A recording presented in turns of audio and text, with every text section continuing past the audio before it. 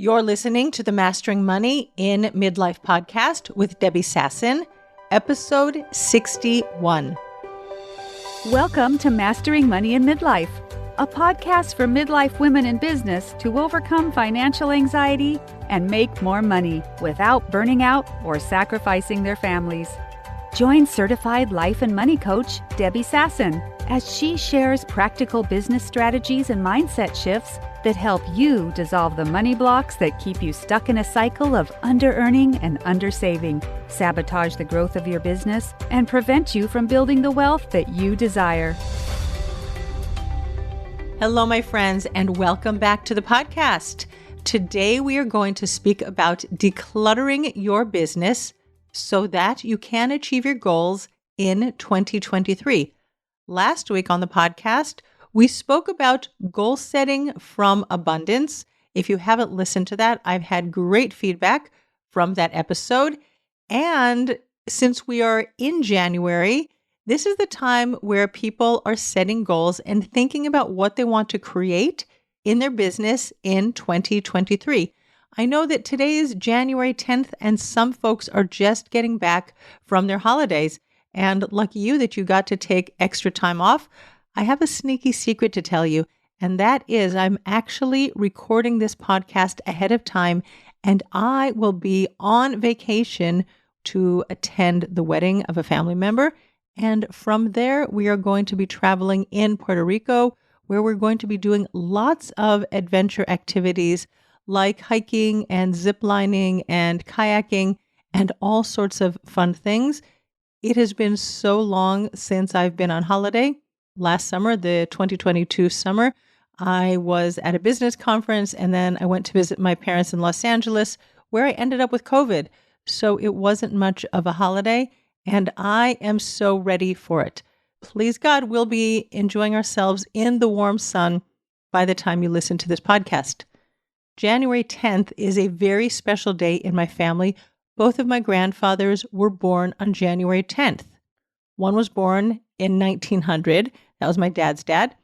And my other grandfather, if I'm not mistaken, was born in 1912. I think he was 12 years younger. My mother's father was 12 years younger than my father's father. So it was always a special day in our family. And I've spoken about my grandfathers in the past and my families, how all of my grandparents and my dad escaped from Nazi Germany. And when I was thinking about this podcast, I thought it was very relevant that they left Germany with almost nothing. And I thought it was such a great connection between decluttering your business and the fact that you can actually leave the country where you had established roots. You have your home, your furniture, your belongings, probably your photo albums. There wasn't so much photography in the 1930s, I don't think. I'm not really sure about that. But their furniture and their dishes and everything that they had collected, and they could only take a very few things with them. It was a little bit more than the clothes off their back. There was actually a PhD student in Germany who did a whole research project about my father's family.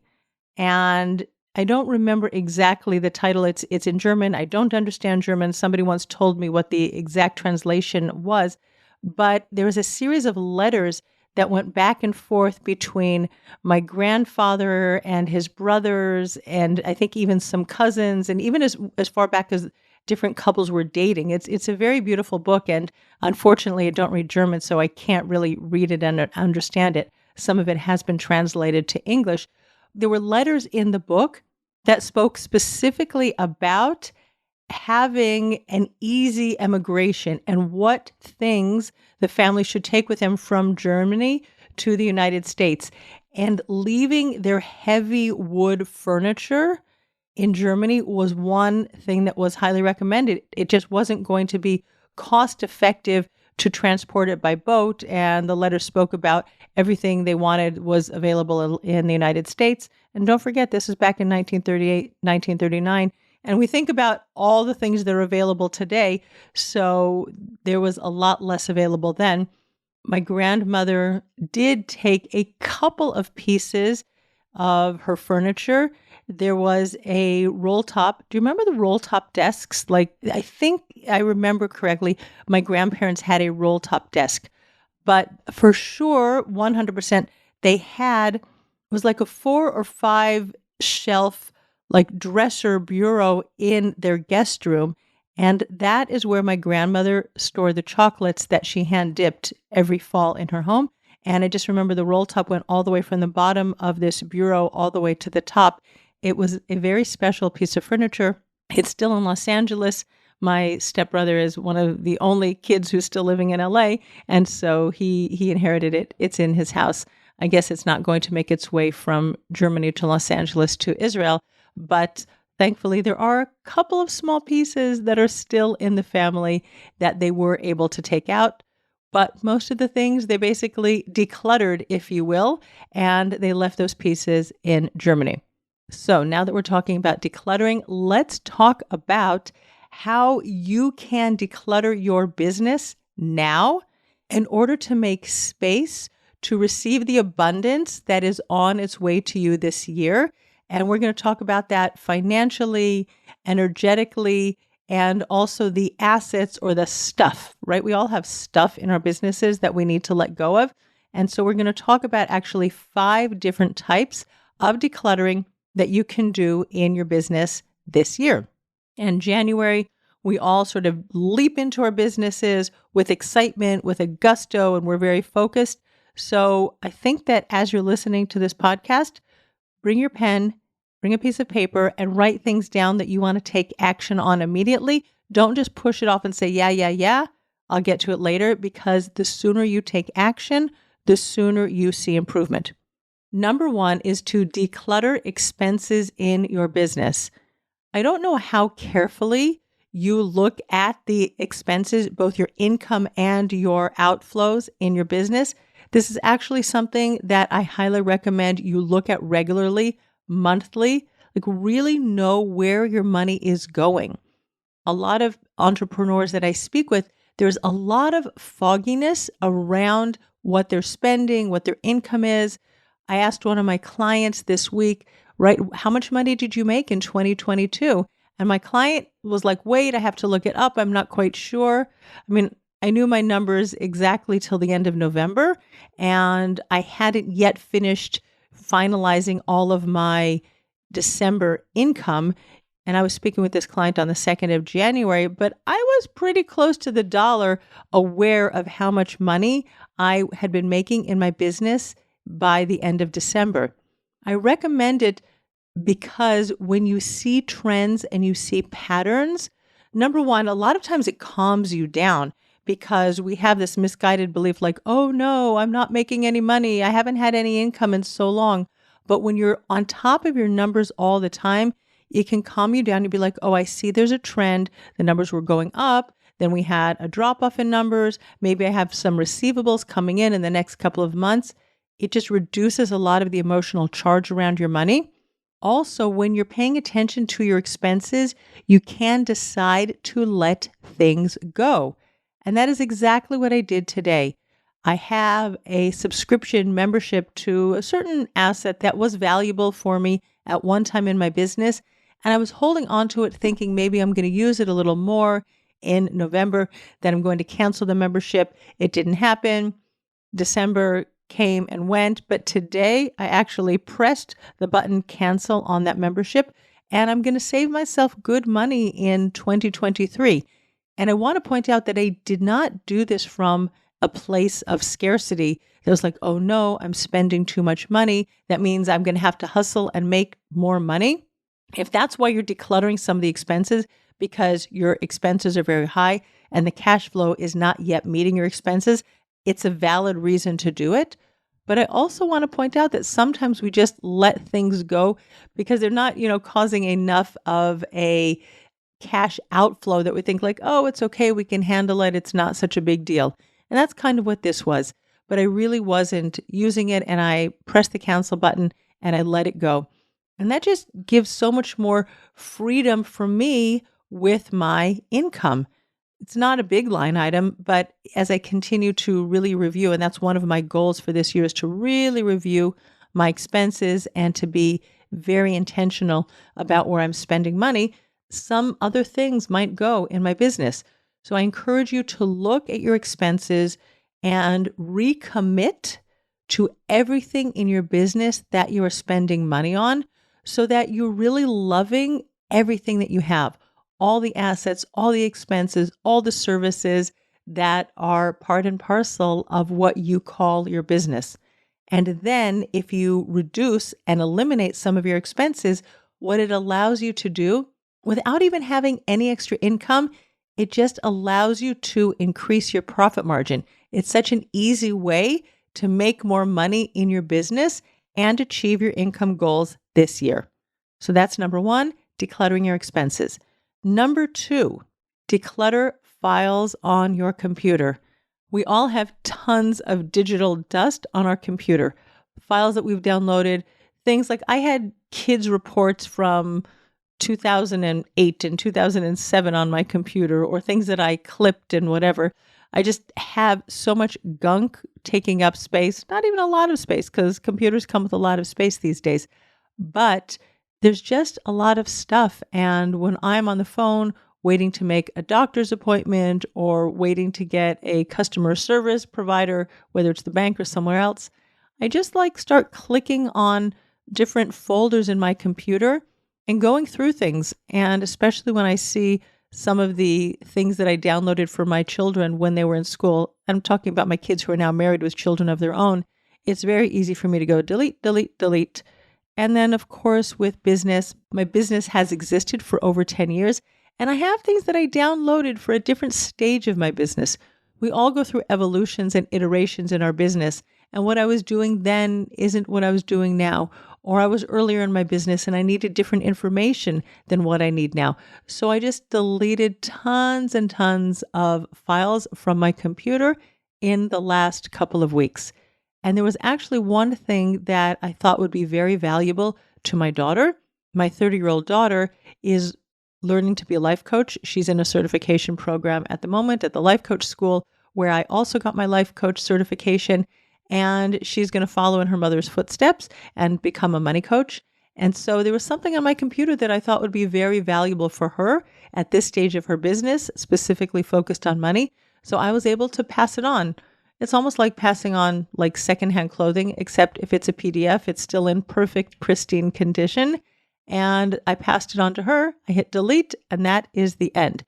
So declutter your computer. It just creates so much less chaos when you are trying to find things on your computer, to know that you don't have to sift through 4,000 different files. And maybe I'm underestimating when I say 4,000, but you know what I mean. You can just get to what you want much more easily.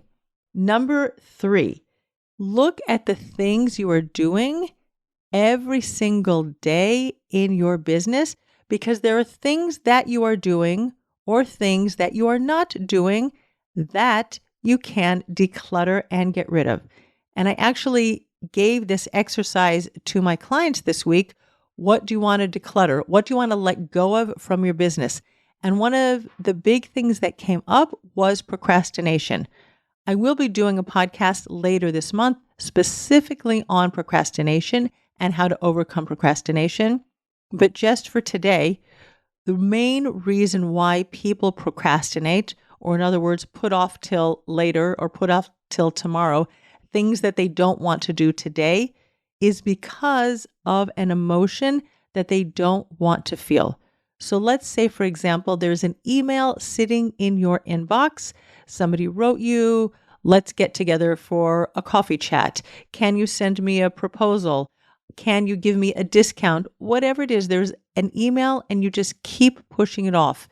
The reason why you push it off is there's something that you are thinking that's either, I don't know how to answer this. Maybe this person is going to think poorly of me. Maybe if I send out the proposal, the price is going to be too high and they're not going to say yes. And then there's this worry that you're going to be rejected or maybe judged for sending out the proposal.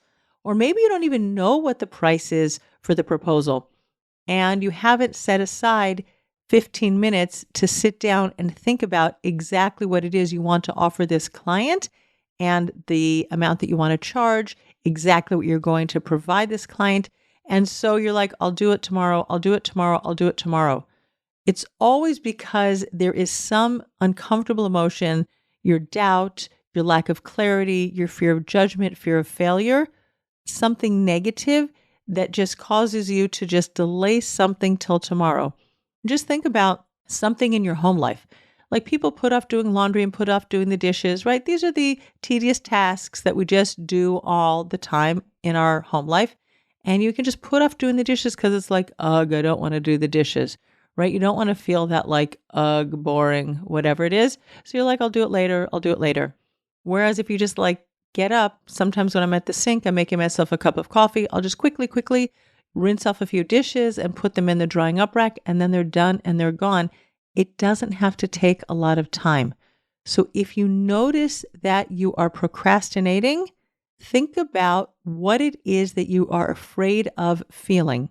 And then you can just challenge yourself like, oh, I'm afraid of like looking like an idiot if I send out this email and it's all confusing and they don't understand what I'm saying.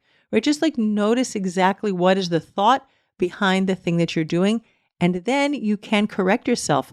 Once you have an awareness of what's going on, then you can be like, oh, that's the reason that I'm doing it.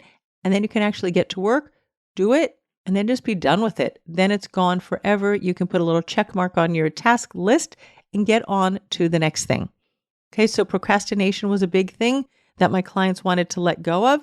Another thing that they wanted to let go of was not being visible on social media or hiding. They didn't know what to write. They don't know what to say. They don't know how to show up. What's the right thing?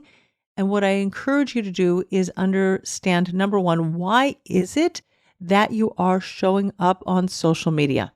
The main reason why people show up on social media is to create a relationship with their potential clients. A lot of people think that it's like, oh, if I show up and I talk about what I'm doing, they're going to think that I'm sleazy. They think that I'm selling, that I'm going to be like one of those used car salesmen. Those poor used car salesmen. I bet there's some good ones in the world, but they all get a bad rap. When you are showing up on social media, you are creating a relationship with your potential clients. Think of it like dating. Someone says something, you respond, you say something, they respond. Like this is what we call engagement. Of course, it's not engaged like in a relationship, but you're just talking and you're sharing your beliefs, you're sharing what you do. You could show pictures of your dogs. Fur babies always get lots of engagement on social media. But think of being on social media not as trying to put the perfect post out there. There is no one post that's going to make or break what you do. And don't put like tons and tons of weight, like I have to get it perfect this time. Because if I don't get it perfect, then people are going to have thoughts about me and they're never going to work with me. And they think that I'm, not authentic or I don't have integrity or something like that. Think about creating a relationship with your people and you're inviting them into your space. And that can take a lot of the edge off of how you show up on social media if avoiding visibility is one of your things. Just like jump in and talk about who you are, what you do, and don't worry about perfectionism. There's always another post. There's always tomorrow. There's always another day. And let's be honest, people spend like 2 or 3 seconds on a post and then they're off to the next one. So don't put so much weight into it and just like think I'm just creating friendships and I'm just creating relationships and jump in and share who you are and what you do. And that should be your main focus if you are not the type of person who is yet comfortable showing up on social media. And the third thing that they were talking about wanting to let go of is not resting. And that is something that is so important for business owners. And I would say especially for female business owners, because it still is the fact that even women who are in a very, let's say, egalitarian type marriage where both men and women are participating in taking care of the kids and taking care of the housework, it still falls predominantly on the woman, on the mom. Like 62% of the housework is still falling on women, even when both men and women are working and both men and women say that they are taking care of the household together. And I think that we women don't rest enough. And when your body is not rested and when your mind is not rested, your creative powers and your creative juices can't flow because you're just always running and running and running and doing, and you don't have time to just sit and be. One of my favorite things in my office is that I have a bed, and sometimes I will just lie down on the bed. I'll put on a little meditation audio and I'll just close my eyes for 10 or 15 minutes and I'll just tune out the world. And the funny thing is I usually wake up 2 or 3 minutes towards the end. So I know that I've had that good 15 or 20-minute power nap, and it gives me the energy to go back and create some more. And of course, when I'm on holiday for 2 weeks, that's going to be big rest time for me and for my business. So those are 3 things that you are decluttering that are happening or not happening in your business, right? The procrastination, the hiding, and the not resting. Number 4, declutter how you are doing or not doing your money management. And I talked about this with number 1, which is getting rid of expenses. But so many business owners are not managing their money, not tracking their income, and not tracking their expenses on a regular basis. And again, you can't change things. You can't tweak. You can't work towards your goal of your income in your business and your profitability in your business if you are not regularly on top of your money and on top of your numbers. Don't leave it to your accountant. Many of my clients, I've heard them say, "Oh, my accountant knows how much I've made." Don't wait for your accountant to tell you. Make sure that you always have your finger on the pulse so that you also know. If your accountant is the one who is tracking your income for you, or you have a bookkeeper, someone who's managing the financial side of your business, that's beautiful and wonderful. Make sure that you get those numbers and keep your own notebook or keep your own Google Sheet or Excel file. Make sure that you know exactly how much money you are making. You can do it weekly or do it monthly. Make sure that you are managing your money and keeping your eye on the ball, because what gets measured gets improved. And here we are in January, and you have 11 and a half months to improve your income and to improve your profitability this year. Number 5, when it comes to decluttering, is decluttering limiting beliefs. And I invite you to sit down, put your phone timer on 10 or 15 minutes, and write down negative beliefs or limiting beliefs that you believe about you and your business. Let me give you an example. Let's say that you charge out $100 an hour for the service that you provide, whether you're a coach or a copywriter or a photographer, a caterer, whatever it is. $100 an hour is your fee. And you were thinking that you would like to raise your prices, but you could only raise it a little bit to, let's say, $110 an hour. I invite you to explore whether or not you could raise your prices to $200. So we're talking about doubling your prices. And I'm not talking about whether $100 an hour is the relevant price for you and what you do. But when you think about doubling it, many people will be like, "Oh no, I can't do that. I don't have enough experience. Nobody will pay my prices." Nobody doubles their prices in 1 year. Notice the thoughts that come up in your mind, because whatever it is that you do in your business, there are people doing the same things or something similar in their business, and they are charging more money. Of course, there will also be people doing whatever you're doing, and they are charging less money. And I'm not in any way, shape, or form being flippant about it and suggesting that you just casually double your prices because you think, okay, people pay these prices and I can do it. You have to be able to provide value for the prices that you're charging, because otherwise 1 or 2 people might say yes, and they're not going to be satisfied, and then your name is going to be dragged through the mud. So you want to make sure that if you are increasing, whether it's a 50% increase or a 100% increase, however much you're increasing your prices, that you are able to deliver the results that you are promising your client. That's number 1. And number 2 is, whenever you are raising your prices, make sure that you understand the value of the service that you are giving to your clients. because for so many of us, we just raise our prices by looking around and noticing what's being offered in the market.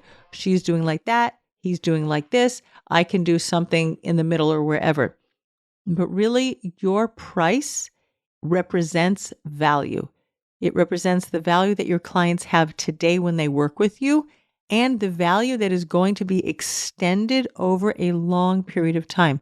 For some people, it will be a lifetime change. For some people, let's say you're putting systems and processes into somebody's business, and it could be that that's relevant for them at this growth stage of their business. Maybe they are making $200,000 or $300,000 or $400,000 in turnover in their business, but when they get to $1 million business, they will need upgraded systems and processes. So the longevity of your service might be a little bit more limited. But regardless, bear in mind always that your price is a reflection of value. And looking around the market at what everybody else is charging just invites everybody else's money beliefs and money blocks into your business. You have to do your own work first and really connect with and understand how valuable your service is to your people for the long term, not just for the transactional period of time when you're going to work with them.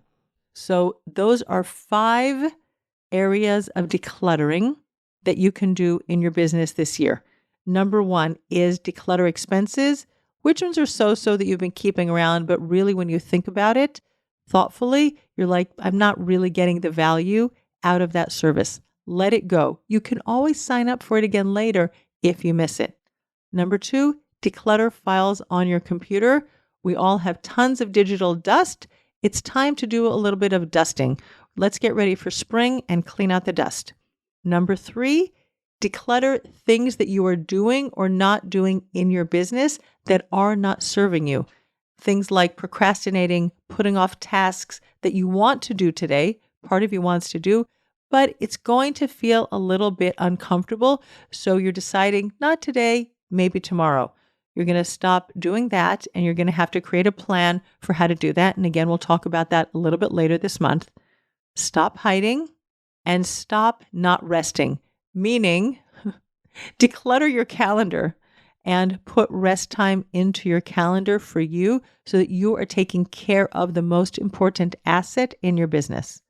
Number 4, declutter your money management. Don't let it build up over long periods of time until you get to it. Work on your numbers regularly. Make yourself a weekly money date so that you know what your income is and what your expenses are every single week. And last but not least, declutter the limiting beliefs about money. Thoughts about money that you can't raise your prices, thoughts about money that only evil and greedy people in the world have lots of money. Notice where your negative thoughts about money and limiting beliefs are stopping you from reaching your goals. And if you would like a resource on limiting money beliefs, go to my website, debbiesasson.com/resources. There's a money mindset workbook on my website, and there are also 22 mantras that you can say every day. And I think that the two of them work beautifully together. We want to clear out the negative and we want to input the positive. So go to my resources page and start working on your money mindset and improve the way you think about money, the way you act with money, the way you do or don't manage your money and take care of your expenses. And I wish you a beautiful, productive, high-earning, high profitability 2023. Thank you so much for tuning in, my friends. I will see you next week on the podcast. Bye-bye for now. Thanks for listening to Mastering Money in Midlife. If you want more information on Debbie Sasson or the resources from the podcast, visit masteringmoneyinmidlife.com.